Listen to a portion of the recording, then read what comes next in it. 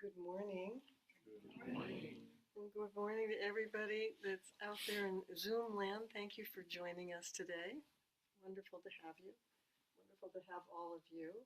Uh, I feel like I'm supposed to be very holy with this light shining on me. So you'll have to understand that I am definitely not. So my name is Misha, and my Dharma name is Koun, and you can call me by either one. I'm a relatively new teacher here at Jikoji, but I have been a Zen teacher for 30 years elsewhere. So I'm just very pleased to be here. And Nenzhen, can you hear me? Yes. So my projection is working? Excellent. All right. I was just saying that my job in the world for 27 years was to read out loud to children. I was the school librarian, and every child in the school, from nursery to 8th grade, came to the library, and I liked to act it out, so I got kind of a reputation. But what it means is I learned how to project my voice, because if you've ever had to work with small children, you have to be louder than they are. Which is why I was also joking about the seats here, because in our classrooms, most of it is done in circle, so there is no front. But at staff meetings, it always made me laugh. We'd set up the chairs in a semicircle, like 3 deep. Even the staff would always sit at the back first. Guys, move up. So I don't know how many of you got up at, 2 o'clock in the morning on Monday night to Tuesday to see the blood red eclipse moon? Anybody? Well, I didn't either. I knew about it though. But one of the reasons that I knew was that we were celebrating what's called a full moon ceremony, also in Japanese known as Ryaku Fusatsu. And this is a very traditional ceremony from the time of the Buddha, where at the full moon every month, the entire group of Buddhist practitioners gathers together. It is a combination of acknowledging your harm that you've done in the last month and repenting it. So, there's a lot of, you don't actually come out necessarily and say, I'm sorry in the ceremony, but there are all these chants that you do. And then there's also a part where you're honoring the ancestors, because every one of us who is here today is standing on the shoulders of all of those who came before us, back all the way to the Buddha. Which is why when you're bowing, I have to get after my students all the time. When they bow, they want to go like this. And you're supposed to remember that you're holding the feet of the Buddha in your hands so they come up straight. Otherwise, it's like, adios, Buddha. But one of the biggest things that you do, and what I wanted to share with you today, is you take refuge in the Buddha, the Dharma, and the Sangha, and you recite the 10 precepts. And the 10 precepts, at first glance, might look to you, if you've been raised in any form of Christianity, like the 10 Commandments. They do look that way if you're only looking at a negative translation, but there's also several positive translations out there. And after all, translations are just coming from the person who's translating, right? So the origin and purpose of the precepts. You have to remember, when the Buddha was traveling around, he was often traveling with thousands of people, sometimes 3,000 participants following him through India to these various deer parks where they would then settle down during the monsoon and practice. Well, how many of you work for companies? Yeah. My school is a kind of company. And wherever you get companies, you get people. And wherever you get people, you have problems. Because small things, it's usually like How come you didn't clean up after yourself in the kitchen? What do you think I am, your mother? It's stuff like that, right?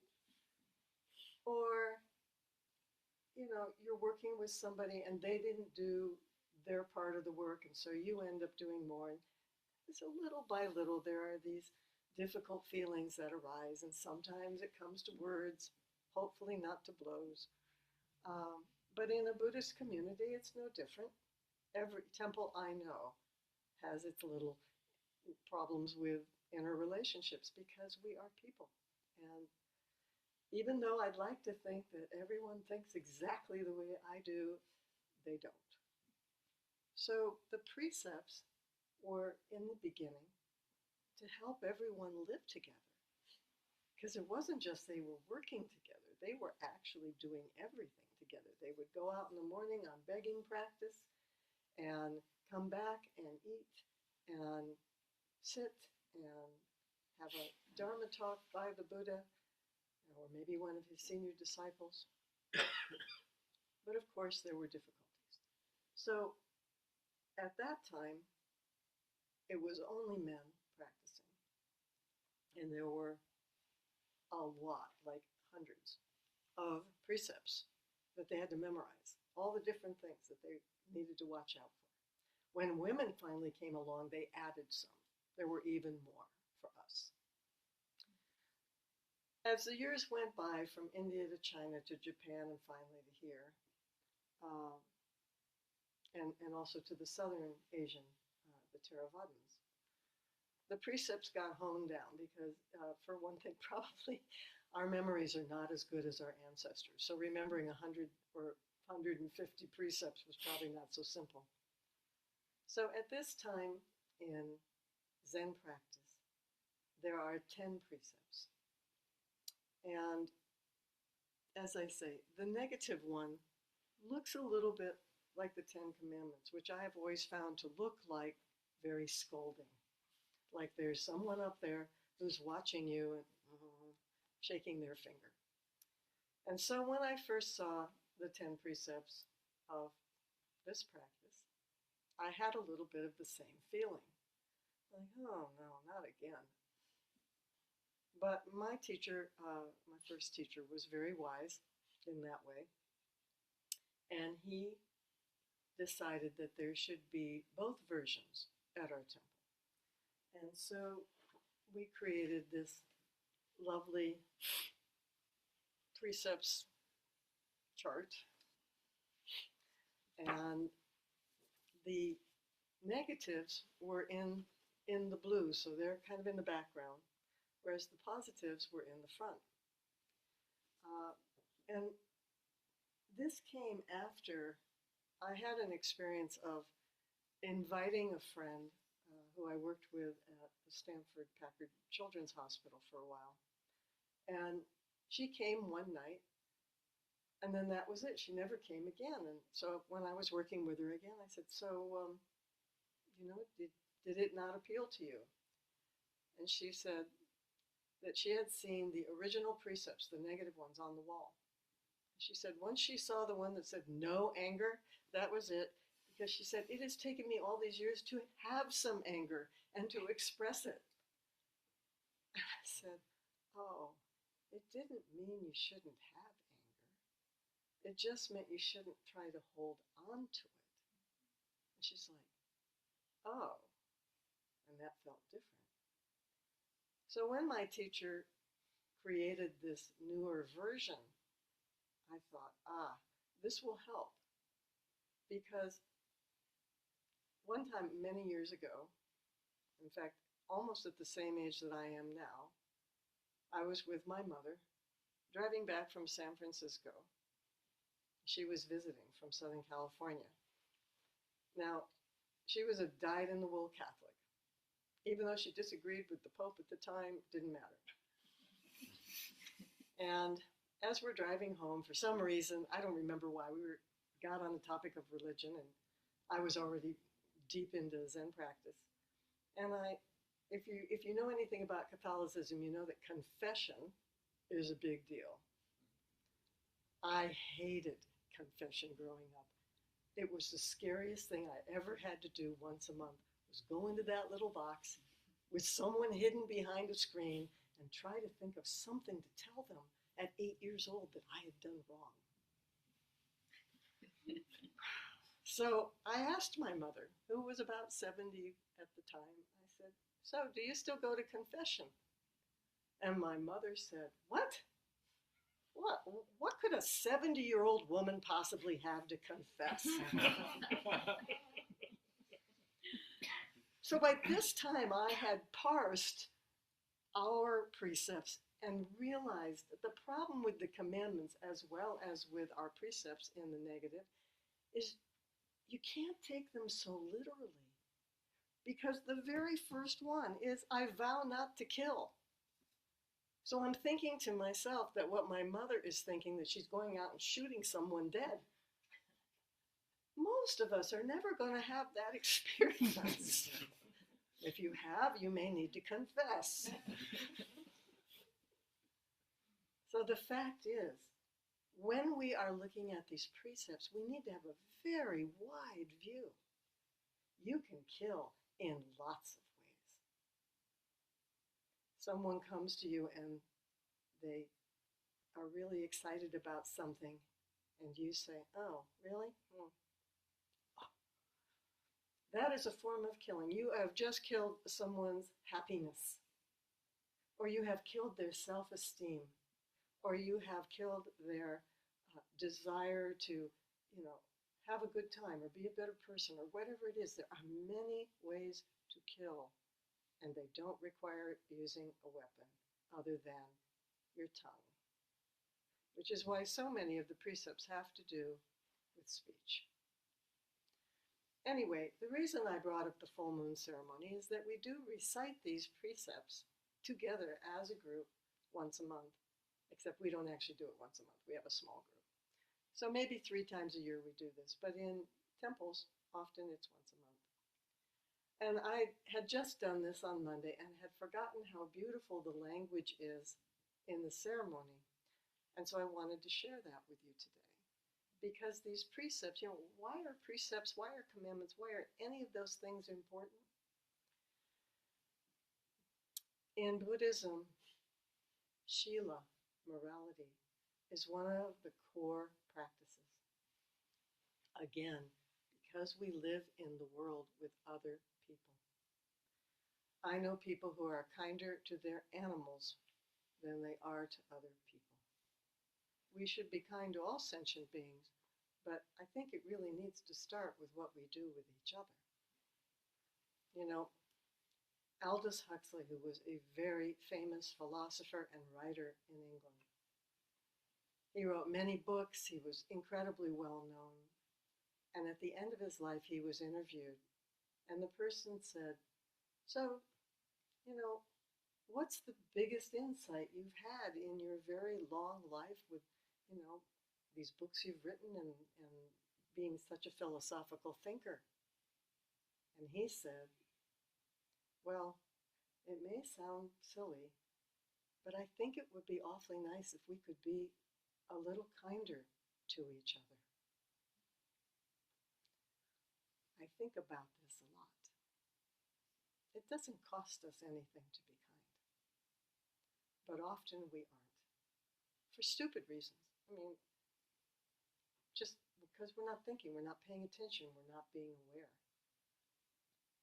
So I'm just going to walk through the 10 precepts with the beautiful language and say a few things. Because these are they're not rules, they're not, I'm pretty sure when Moses received the 10 commandments, they were laws. They were like, go out there and do this or else.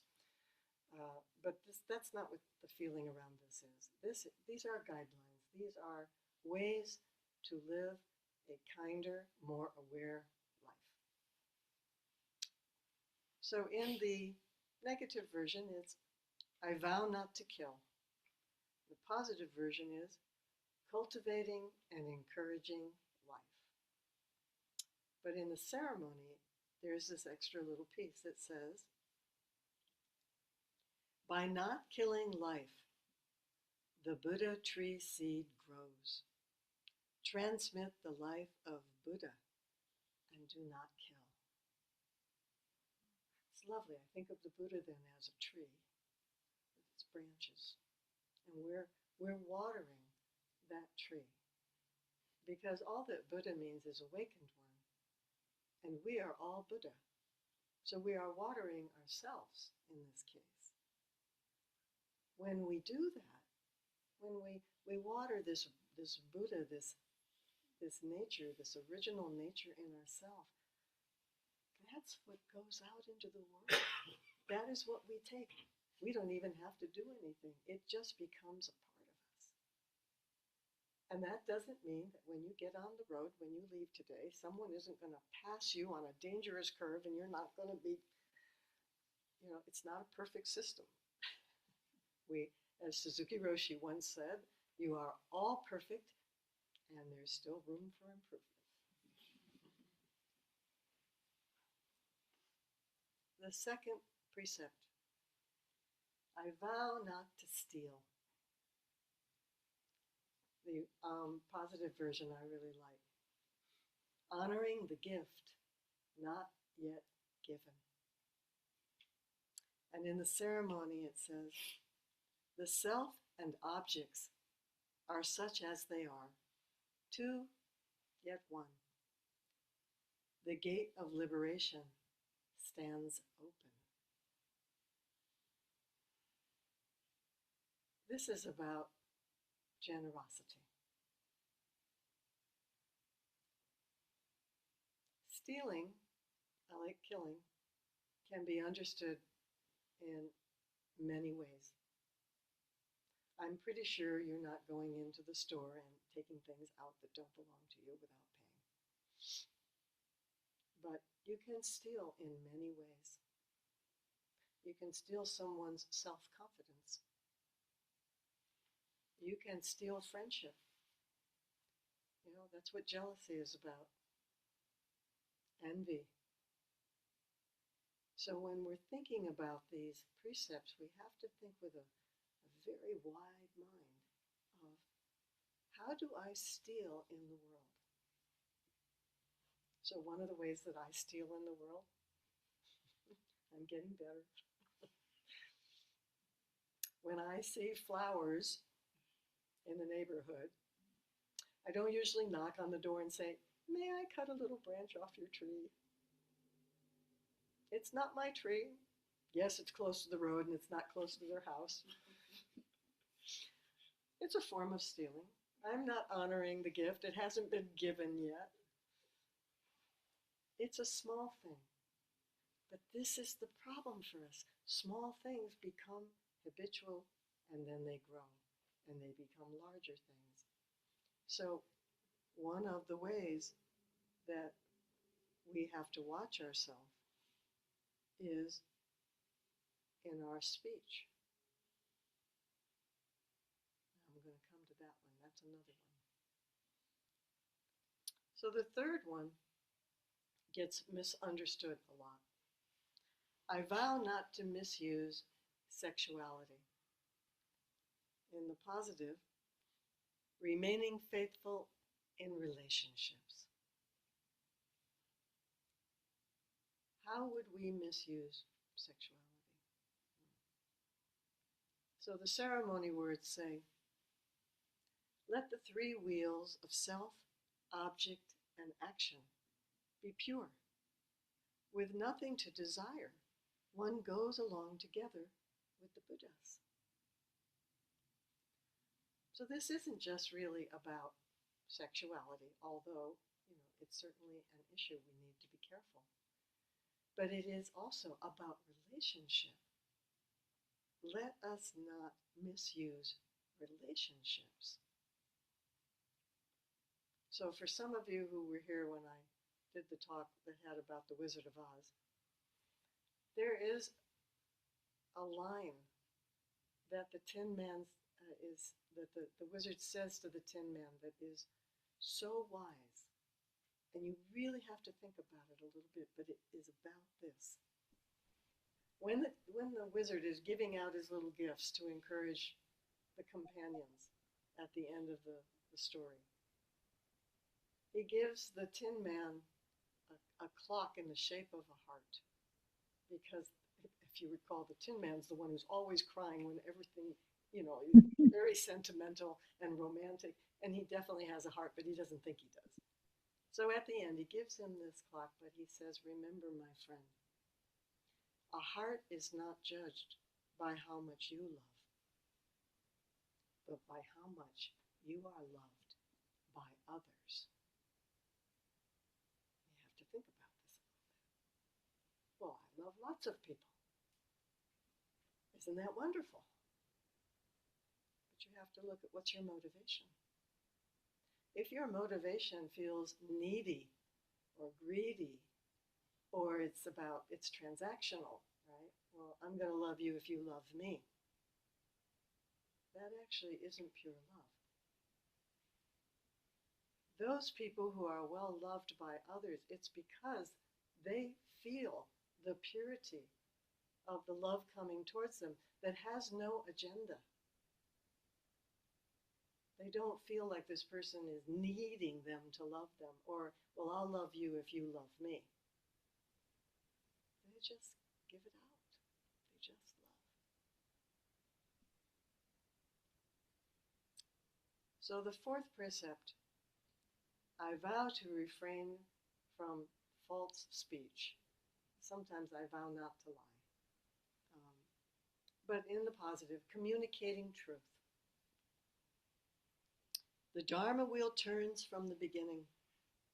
There is neither surplus nor lack, and the sweet dew saturates all and harvests the truth.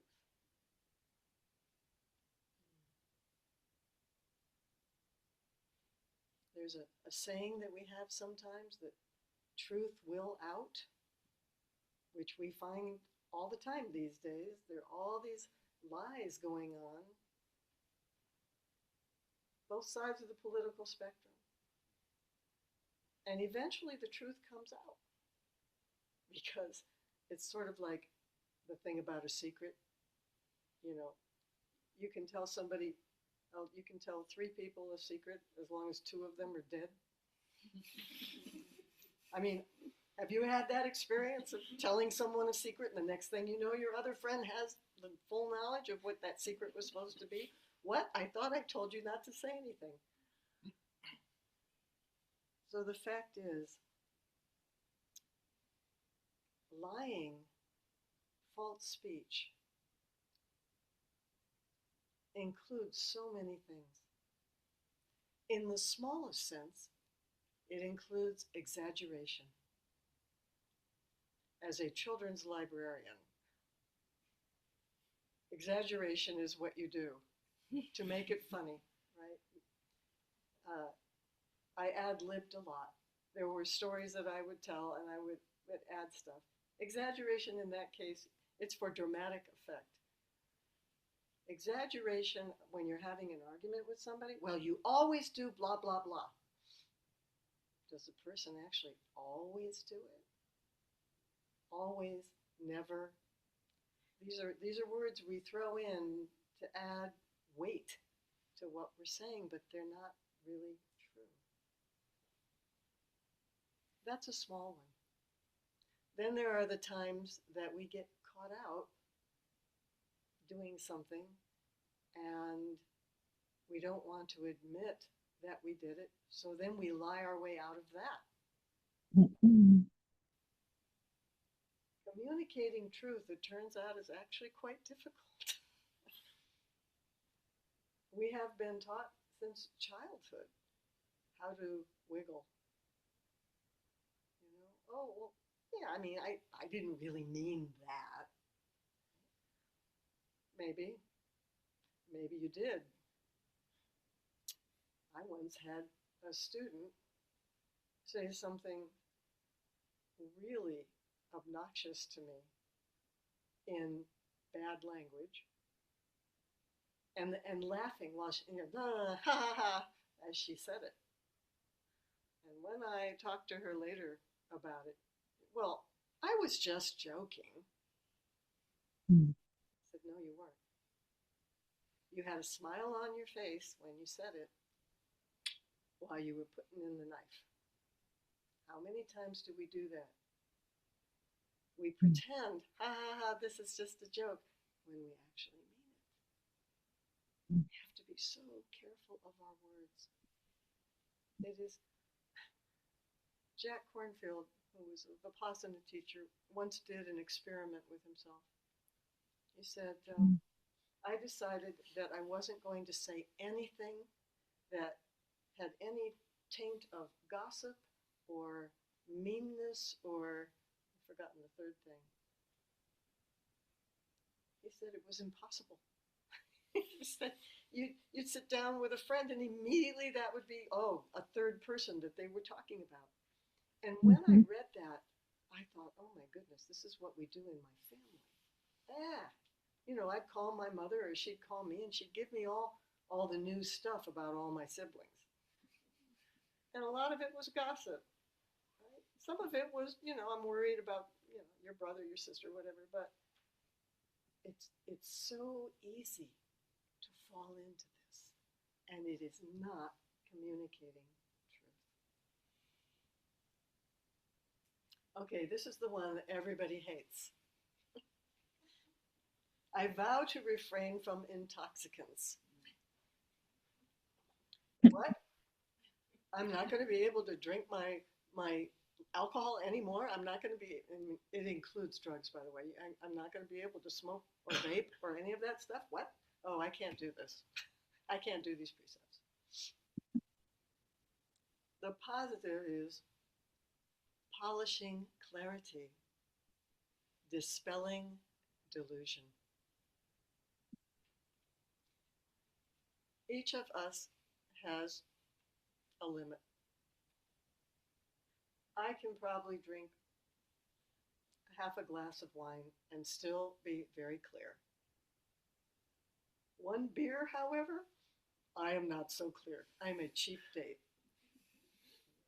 You need to know what your limitations are. This is not an absolute, you must not drink, you must not smoke, There's no absolutes here. That's the problem with our practice is you have to do the work to find it out for yourself, what your limits are. When are you not feeling clear anymore? When are you not in a state of delusion? Because when you become that way, you're probably going to break the first 4 precepts. You're going to exaggerate. You're going to hurt someone's feelings. You're going to be mean, intentionally or not, because you are not in a grounded state. So in the ceremony it says, originally pure, don't defile. This is the great awareness. We are in a state of purity. When we do anything like alcohol or drugs or any kind of addiction, we're moving away from that state of purity. So a little bit, and knowing what your limits are, fine. And for some people, the limits mean they can't do it ever again. Those who are recovering from addiction. They found out what their limits were. But really this includes addictions of all kinds. So for instance, I really love to read. But I don't think I'm addicted to books. But I had a student, an 8th grade student, who, no matter where she went, she had a stack of books this big that she carried with her everywhere. Even on a camping trip, she'd be walking down the road, and I am not exaggerating. And what it was for her, it was an addiction of hiding behind the books. As long as she had her books in front of her, she didn't have to relate to anybody. So you always have to be looking at your motivation for what you're doing. Why are you drinking? Why are you smoking? Why are you addicted to movies or books or whatever it is for you? Humans are, we have addictions. We are addictive creatures. Some people are addicted to love, addicted to sex, addicted, It doesn't matter. We can become addicted to just about anything. That's what this precept is about. Look at it ask yourself about it. What are you getting from it? What are you losing from it? The sixth one is a little related to the fourth one. I vow not to slander. Creating wisdom from ignorance. What is slander? Talking down another person. I am guilty of this. Sometimes we do it because we need to vent, because we're just so provoked. Sometimes, though, we do it because we want to get allies. Oh, did you see what so-and-so was doing? Oh, I just hate that. Don't you just hate that? Now, the other person's like, oh, well, I actually didn't have that experience, but you're asking for them to become your ally, and so you're moving them into wanting to slander with you, which is even worse. So in the ceremony, it says, in the Buddha Dharma, go together, appreciate together, realize together, actualize together. Don't permit fault finding. Do not corrupt the way. It is very easy to find fault in others. Much harder to see in self. We all have them. We should all be looking at them. And when we see fault in others, the best antidote that we can find is to try to arouse our compassion. Even with those that we really don't like, and there's plenty of those out there for all of us, what we need to remind ourselves is that everyone started out absolutely pure. No baby is born evil or mean or unkind, but causes and conditions, this is a big part of Buddhism, causes and conditions brought us all along the way in our life to this moment.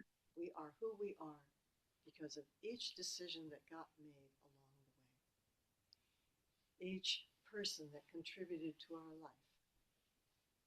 The parental model we had, the education we had, our economic status, every single thing has brought us to here. So for some people, they had a terrible childhood. Some people lived in poverty. Years and years of that. It shapes our behavior. So even when we don't have to condone, this is what you do with kids. You don't condone the behavior, but that doesn't mean you don't talk to them about it. You let them know this is hurtful, it's harmful. And all these precepts are about is trying to cause the least amount of harm possible. I don't say we're going to cause no harm. It's impossible. If you drove here today, you have insects on your windshield. You know, somebody's dead, and you might think, oh, well, it's just a bug. Well, a bug has a life too. Everything has life. So we have to cause harm just eating. We can't, even if you become a vegan, you're still, I mean, when you cut the broccoli off, that's it, it's dead. We're all eating dead food, in case you haven't figured that out. So we have to be very careful when we start judging, which is what slander is. We've already judged someone and found them lacking. From whose point of view? Right? Who am I to make those judgments? But what happens is when it becomes personal, when it's something that's happening to me with that other person, there's this feeling of wanting to get back, right? You really need to watch that. And this is always a good one. I vow not to praise self at the expense of others. This is about being humble, being, not self-aggrandizing. And it's very hard in business because you're climbing a ladder and somebody is always above you and someone is always below. And you may be tempted to praise yourself and not praise that other person that you're competing with. Actually, there's room for everybody. Right? It's like you keep it welcoming new people into your life. That doesn't mean there's less love for the people who are already there. It's just love grows. So in the ceremony it says, Buddhas and ancestors realized the vast sky and the great earth. When they manifest the noble body, there is neither inside nor outside in emptiness. When they manifest the Dharma body, there is not even a bit of earth on the ground. When you let everyone in, no matter how provoking they are, then there's room for everything. There's the vast sky. And we have this opportunity, possibly, to change our mind about this person, or even better, to let the person out of the box that we put them in. Mm-hmm. Sometimes you meet somebody that you haven't seen in years. And in your mind, they're still the same person they were all those years ago. And then you meet them and you get this jolt of, oh my goodness, they're different. So are you. But you don't get that same jolt when you are with your normal people every day, whether it's your partners or your roommates or your coworkers. They're just the same person every day, right?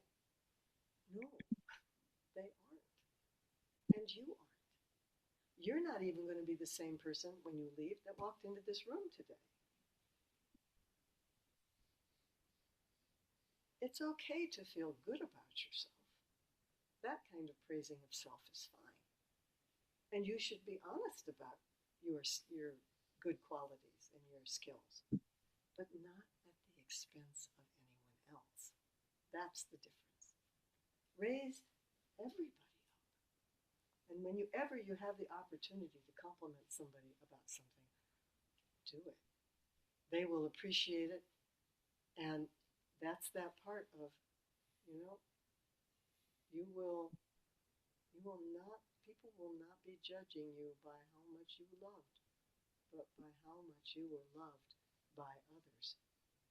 Because you were willing always to hold everybody up. I vow not to be avaricious. This is a very old-fashioned word. Greedy. Right? So the positive is sharing, understanding, freely giving of self. There's a very famous piece in a sutra by Dogen, where he's just talking about the gift of even one blade of grass. So in the ceremony it says, one phrase, one verse. That is the 10,000 things and the 100 grasses. One Dharma, one realization is all the Buddhas and ancestors. Therefore, from the beginning, there has been no stinginess at all. When we look out in our world, you got to have this beautiful, crazy drive today. The crazy part is the winding and the crazy people on the road, but the beautiful part, the oak trees, the redwood trees, the view to the ocean, the fog coming in a little, the sunrise. This is just available to us all. The universe itself has never been avaricious. Right now, my backyard is filled with camellias and jasmine and daffodils. I didn't plant the daffodils this year, but I've been planting them in succession for many years. And every year they come up and they're just so happy. Daffodils are a happy plant. And a week and a half ago it hailed. And I thought, oh no, my poor daffodils are... Well, some of them got down to the ground, and I went out and picked those right away and put them in a vase. But the rest of them all went, ah, beauty and joy and no stinginess is in front of us at all times. There is no reason to ever not be generous as much as you can be.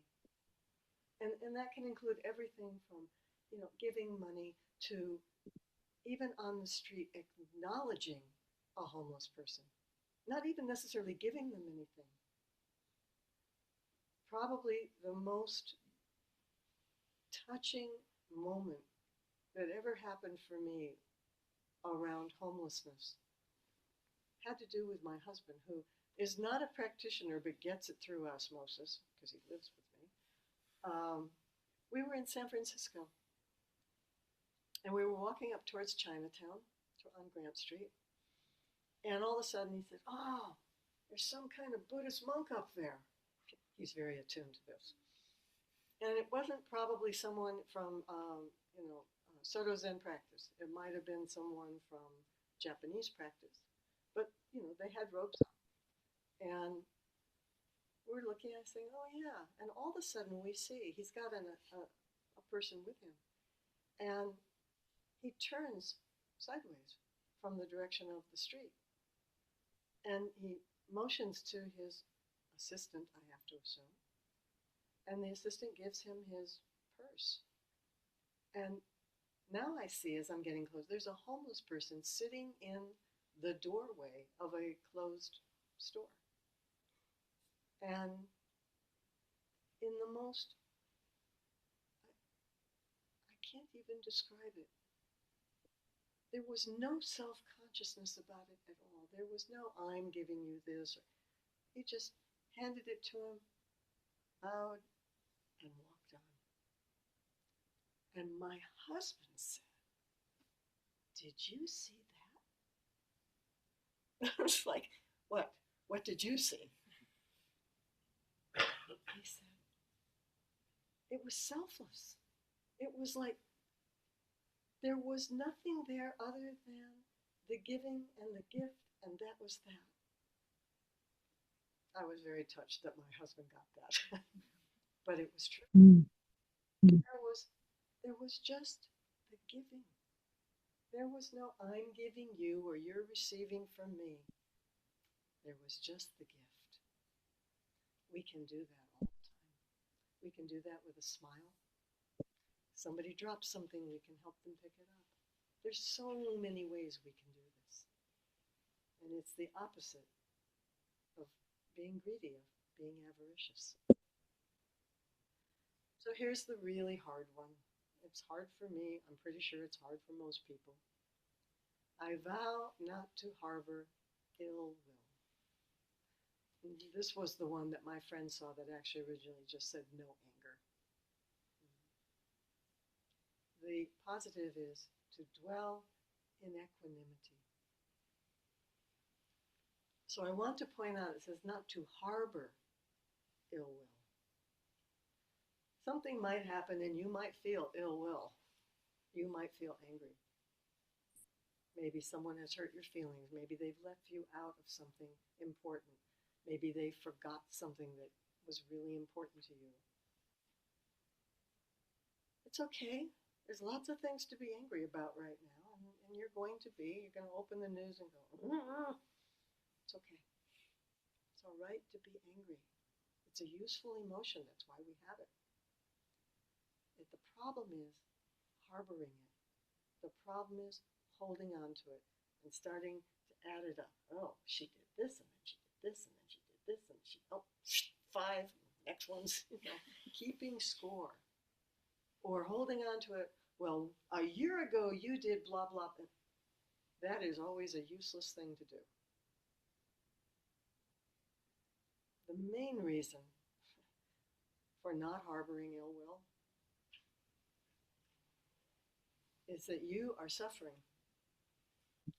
Whenever we're feeling negative feelings, guess who is the first person who's going to suffer? You. You could be yelling at someone while you're on the freeway. right? They've just done something really stupid and endangered your life, and you're la, la, la, la, and you're getting yourself all worked up. Does that person know that you're all worked up? Do they care? So who's suffering? That is a great question. You always have to ask, who's suffering? When I'm angry, one of the ways I just have to start talking out loud. I have to go out in my garden and to get it out of my head. And my husband comes around the corner. Who are you talking to? It's like, I'm myself. I have to just get it out of my head. It's a great way to do it. Because then when I see the person, it's out of my head. And I can be much calmer when I talk to them about, I was pretty upset when. It's the harboring. It's the holding on to it. It's like a slow fire in your head, and it's going to burn you up. It's no fun. So in the ceremony it says, not negative, not positive, neither real nor unreal. There is an ocean of illuminated clouds and an ocean of bright clouds. When you finally let go, stop harboring those negative feelings, the light of the world enters you, fills you up. And now, not only are you not suffering, you're actually in a state of equanimity. You're happier. So the final one, it's kind of a big bucket. I vow not to abuse the three treasures. The three treasures are the Buddha, the Dharma, and the Sangha.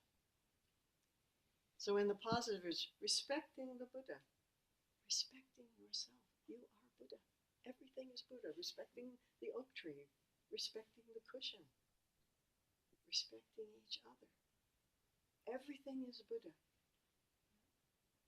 So respecting the Buddha, unfolding the Dharma, sharing the teachings. That's what I'm supposedly trying to do right now, is unfold the Dharma. But we unfold the Dharma in everything we do. When we go to the grocery store and we get up to the clerk, we smile. We say, how are you today? We help to bag, whatever it is. That is unfolding the Dharma too. Mm-hmm. Dharma is in everything you do and don't do. Mm-hmm. And then finally, nourishing the Sangha. That's this. That's this online. That's what we're doing. But there's what's called the Maha, the great Sangha. That's everyone you know and everyone you don't. Everywhere you go, that's part of the Sangha. If you make it so. If you engage. So in the ceremony it says, to expound the Dharma with this body is foremost. The virtue returns to the ocean of reality. It is unfathomable. We just accept it with respect and gratitude. You may think that you're just a small person in a very big world. But the Dharma is unfathomable.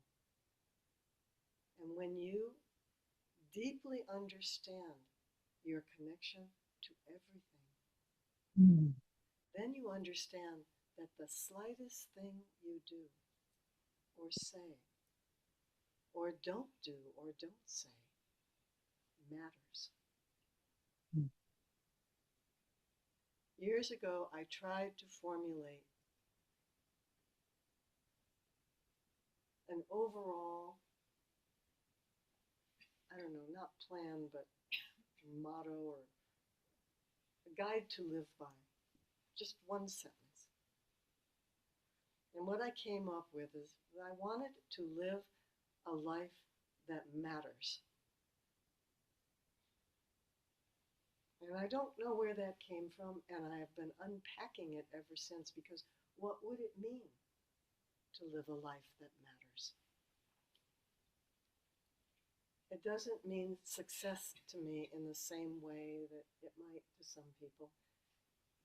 The success is being a full, totally inhabited human being.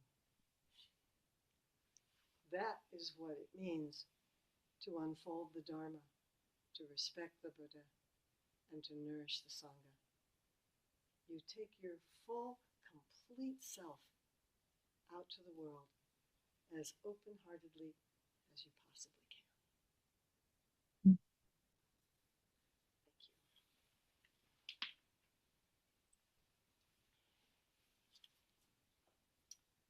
I have no idea what time it is. It's 11:33. Which means what? I mean, are we done? We have a few minutes for questions, So comments. I'll take just like a couple questions. Yes. Yeah, so I have a question regarding the transactional, right? So I actually struggle with that because I was giving feedback in my professional life. Sometimes I tend to be transactional. I get, I get you don't want to be very transactional. You don't want to be, you give a favor only because the other side want to give you something Right. back.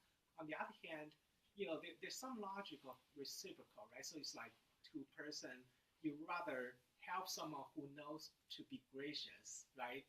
Compared to someone who's like, don't be gracious at all, right? Then how do I strike the balance? Excellent question. So I think you have to go back to what I was talking about. You have to go back to what's your motivation. Are you just trying to get something to make your life simpler? Or is this something that you and that other person can do together? Right? Can you find a way that it's helpful for both of you? Then it's not so transactional, right? Then it is really, you're trying to help each other. Right? So it's always really important to say, what's my motivation here? What is it I'm trying to get? As opposed to, what would I be able to give? Right? Transactional tends to be just tit for tat. Right? That doesn't have any of the personal in it. So we need to bring our personal to it. And as you say, to be gracious. Is there just like one other comment or question? Yes. First off, thank you for your talk. I love the notion of conversing it because I think the mind grabs onto these words and manifests Yeah. in many ways. My question was about the last thing you said of bringing your full self into the world. How do you do that when we interact with other humans, whether it's like our significant others or children or like people we work with? Given your whole self may not always be compatible with other people's whole selves. Good question. Yeah.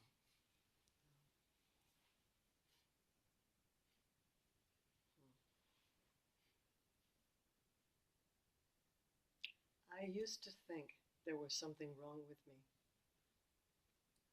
that I was a chameleon, because depending on who I was with, I would bring forth a certain part of myself.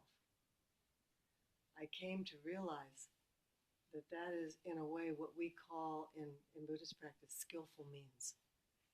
You can always bring your whole self, but with certain people, you're going to want to bring certain parts of yourself forward to meet them.